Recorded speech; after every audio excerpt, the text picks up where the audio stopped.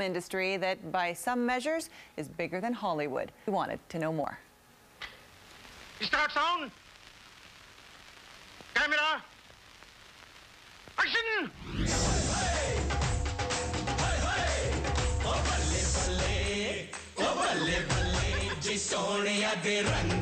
The term Bollywood is used as a blanket term to really identify what is mainstream popular Indian cinema.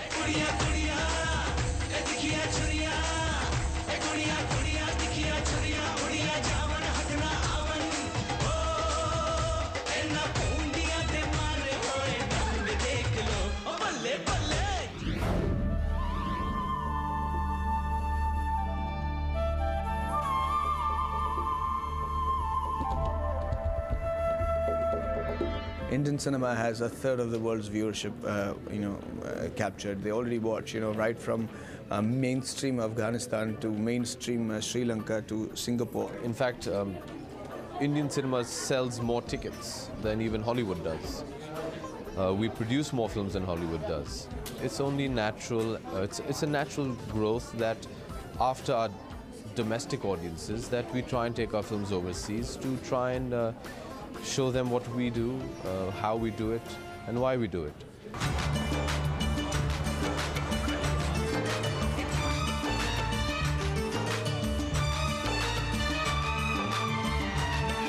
We're very passionate people. We're very, very proud of our culture.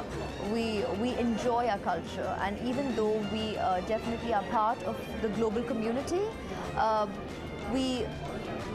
we largely do retain our ethnicity, our roots. It's in to be Indian today.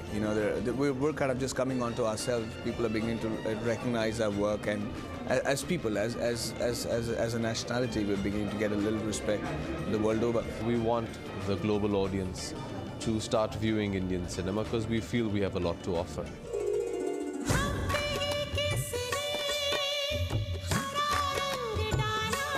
There's a Sanskrit text called Natya Shastra, which lays out the ideal entertainment drama. And in it says that you have to have a little bit of music, you have to have some dance, you have to have romance, you have to have violence. So the whole idea is it's this potpourri of things.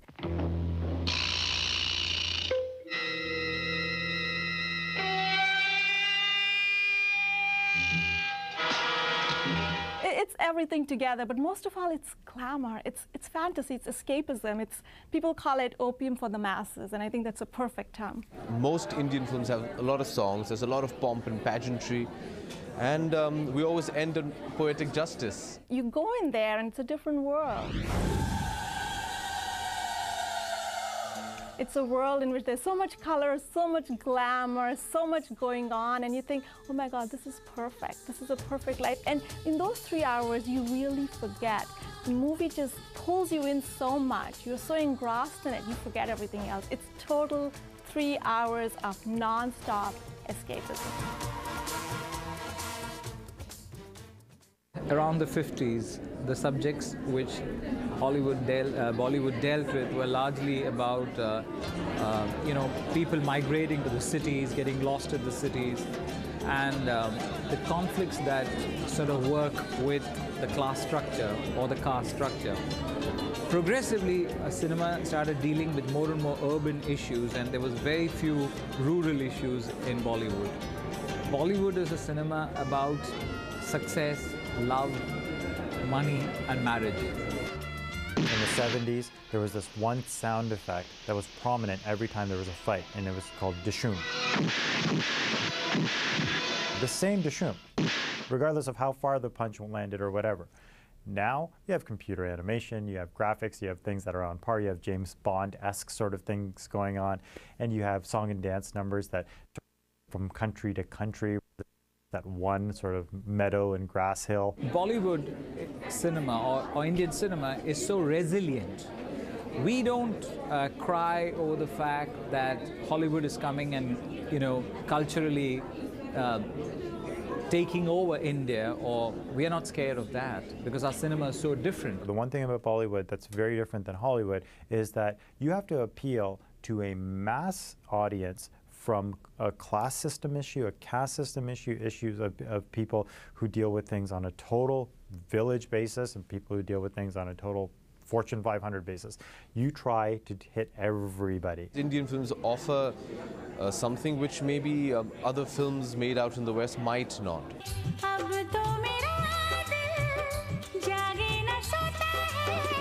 It has a huge feel-good factor. I'm not saying that there are no, there are gritty stories, but what is largely recognized overseas is the musical aspect. It's good to see how even now the Western world has recognized that aspect of our cinema, incorporated it and some of our songs in the soundtracks of several movies here in the West.